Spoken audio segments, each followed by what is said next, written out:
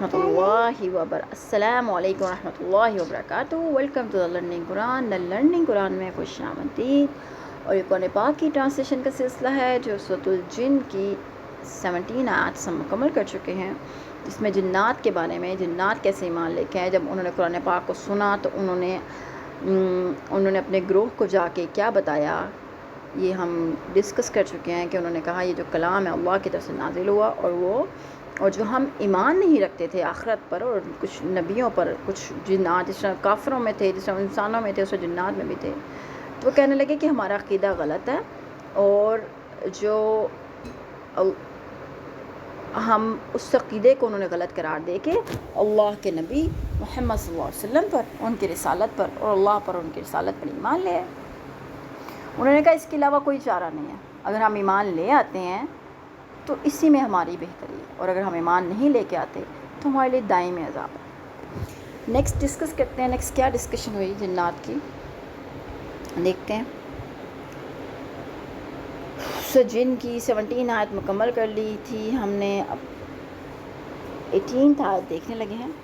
اعوذ باللہ من الشیطان الرجیم، بسم اللہ الرحمن الرحیم۔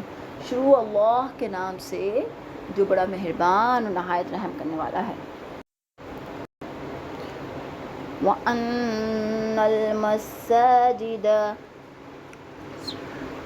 اور یہ کہ مسجدیں، للہ اللہ کے لیے ہیں، فَلَا تَدْعُوا، تو تم نہ پکارو، بندگی نہ کرو، مع اللہ، اللہ کے ساتھ، احد، کسی کو، اور یہ کہ مسجدیں اللہ کے لیے ہیں، لہذا اللہ کے ساتھ کسی اور کو مت پکارو۔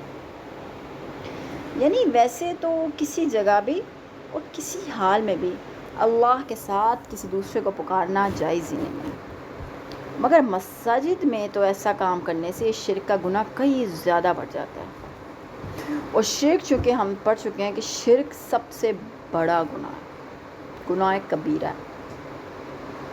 کہتے ہیں قیامت والے دن ہر وہ انسان جس کے دل کے اندر رائی برابر بھی ایمان ہوگا، رائی برابر، رائی بہت ہی چھوٹا سا دانہ ہے، بہت ہی چھوٹا سا، چاول کے دانے سے بھی چھوٹا ہوتا ہے، سرکولر شیپ میں ہوتا ہے، اس کے برابر بھی ایمان ہوگا تو اللہ پاک اس کو جہنم سے نکال دیں گے۔ لیکن شرک کرنے والے کو اللہ معاف نہیں فرمائیں گے۔ شرک بہت گناہ کبیرہ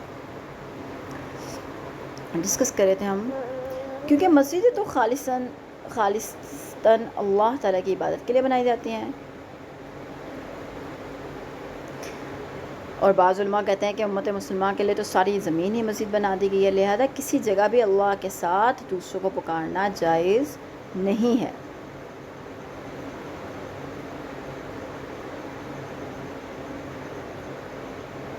وَأَنَّهُ لَمَّا، اور یہ کہ جب قام عبد اللہ، کھڑا ہوا اللہ کا بندہ، یدعوہ، کہ وہ اس کی عبادت کرے، کادو، قریب تھا، یکونو، ہو جائیں وہ، علیہ، اس پر، لبادا، حلقہ در حلقہ۔ اور جب اللہ کے بندے رسول اللہ صلی اللہ علیہ وسلم کو پکارنے کے لیے کعبہ میں کھڑے ہوئے تو لوگ اس پر ٹوٹ پڑنے کو تیار ہو گئے۔ کافروں کے قرآن سننے کی وجوہ، یعنی جب بھی آپ صلی اللہ علیہ وسلم لوگوں کو قرآن سنانے کے لیے کھڑے ہوتے ہیں تو مسلمان بھی آپ کی طرف دوڑے آتے ہیں اور کافر بھی، اگرچہ دونوں کے آنے اور ہجوم کرنے کا مقصد الگ الگ ہے، ایک دوسرے کے برعکس ہوتا ہے۔ مسلمان ہدایت کے طالب ہیں، اس لیے وہ فوراً آپ صلی اللہ علیہ وسلم کی طرف چل پڑتے ہیں، اور کافر یہ چاہتے ہیں کہ وہ شور و غل، شور شرابہ کریں اور قرآن کی آواز لوگوں کے کانوں میں نہ پڑنے دیں۔ اس کا مقصد یہ ہوتا ہے کہ آپ صلی اللہ علیہ وسلم پر نظر جما کر اور آپ صلی اللہ علیہ وسلم کو گور گار کے اتنا مرعوب کریں کہ آپ صلی اللہ علیہ وسلم قرآن سنانا بند کر دیں، یا پھر اس لیے سننے آ جاتے ہیں کوئی ایسا نقطہ ہاتھ آ جائے جس سے آپ صلی اللہ علیہ وسلم کو جھوٹا کیا جا سکے یا مذاق اڑایا جا سکے۔ یعنی کہ جب اللہ کے نبی محمد صلی اللہ علیہ وسلم قرآن سنانے کے لیے کعبہ میں سب کو جمع کیا کرتے تو کافر بھی آ جاتے، صرف اٹینشن ڈائیورٹ کرنے کے لیے، کسی ایشو کو بنا کر ڈسکس کرنے کے لیے۔ قل انما، فرما دے اس کے سوا نہیں، ادعو ربی، صرف میں اپنے رب کی عبادت کرتا ہوں، ولا اشرک، اور نہیں میں شریک کرتا، بھی احدا، اس کے ساتھ کسی کو۔ آپ ان سے کہہ دیجئے میں تو صرف اپنے پروردگار کو پکارتا ہوں اور اس کے ساتھ کسی کو شریک نہیں ٹھہراتا۔ یعنی آپ صلی اللہ علیہ وسلم ان ہجوم کرنے والے کافروں سے کہیے میں کوئی قابل اعتراض باتیں تو نہیں کہہ رہا، میں تو صرف یہ کہتا ہوں کہ مشکل اوقات میں یا کسی حاجت کے موقع پر صرف اپنے پروردگار کو پکارتا ہوں اور صرف اسی کو پکارتا ہوں، اس لیے اپنے نفع و نقصان کا مالک، اس لیے کہ میں صرف اسی کو اپنے نفع و نقصان کا مالک سمجھتا ہوں۔ تو اس میں لڑنے جھگڑنے والی کیا بات ہے؟ قل انی لا املک، فرما دیں بے شک میں اختیار نہیں رکھتا، لکم تمہارے لیے، ضررن کسی ضرر، ولا رشدا اور نہ کسی بھلائی۔ کہیے کہ میں تمہارے لیے نہ کسی نقصان کا اختیار رکھتا ہوں اور نہ کسی بھلائی کا۔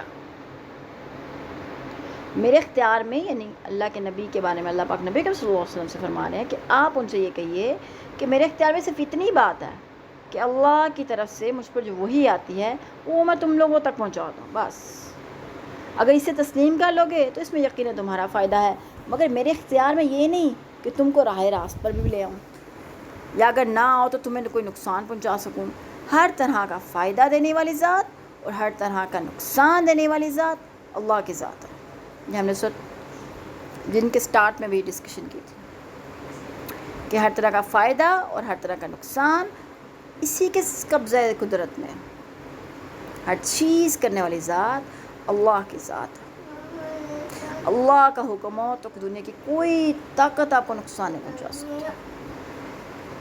اللہ کے حکم کے بغیر تو درخت کا پتہ نہیں ہل سکتا، اللہ کے حکم کے بغیر ہم اگلا سانس نہیں لے سکتے۔ تو اس سارے کائنات کو، اس سارے نظام کو، اس سب کو چلانے والی ذات اللہ رب العزت کی ذات ہے، جو تمام جہانوں کا رب ہے،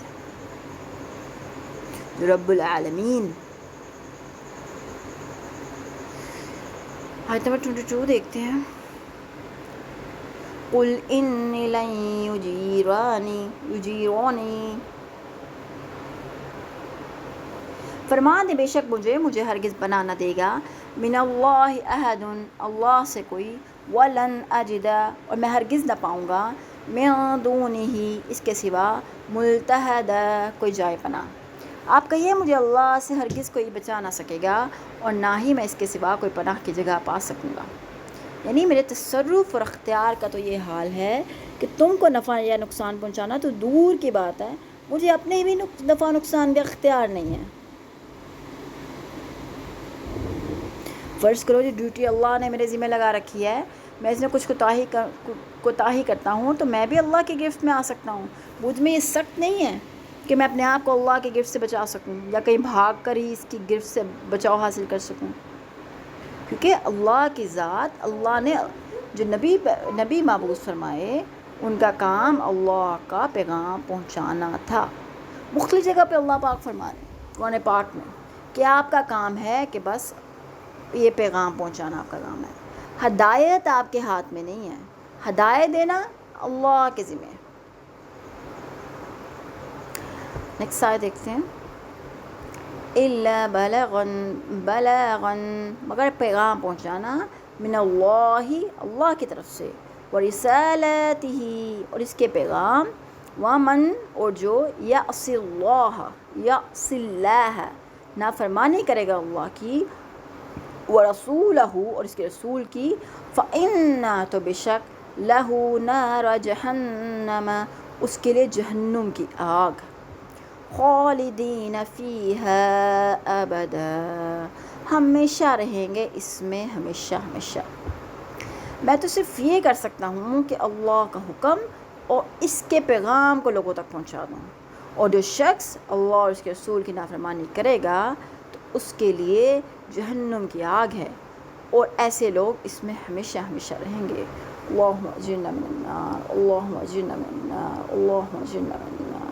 اللہ ہم سب کو جہنم کی آگ سے پناہ دے دیں۔ آمین آمین آمین ثم آمین یا رب العالمین۔ یاد رہیے کہ ان آیت کے اصل مخاطب مشرکین مکہ ہیں، جو شرک سے کسی قیمت پر باز نہیں آتے تھے، اور یہی ان کی اللہ اور اس کے رسول کی نافرمانی تھی۔ ایسے مشرکوں کی سزا واقعی ابدی جہنم ہے۔ ان سے لیکن وہ مسلمان جو کم سے کم شرک سے پاک ہو، ان سے اگر اللہ اور اس کے رسول کی نافرمانی کا کوئی کام سرزد ہو جائے تو ان کی سزا ابدی جہنم نہیں ہے، بلکہ اللہ انہیں مناسب سزا دینے کے بعد جہنم سے نکال لے گا۔ اور یہ بھی ممکن ہے کہ اللہ چونکہ غفور رحیم ہے تو اللہ کی ذات معاف فرما دیں۔ اللہ کی رحمت اللہ کے غضب پہ بھاری ہے۔ اللہ بہت رحمان ہے، بہت رحمان ہے، بہت رحیم ہے، بہت رحم کرنے والے ہیں۔ تو ہم چونکہ انسان ہیں، ابن آدم ہیں، غلطیوں کے پتلے ہیں، تو غلطی تو ہو جاتی ہے، لیکن اللہ کی ذات اللہ پاک خود فرماتے ہیں ان اللہ غفور رحیم، بے شک اللہ بڑا معاف کرنے والا اور رحم کرنے والا ہے۔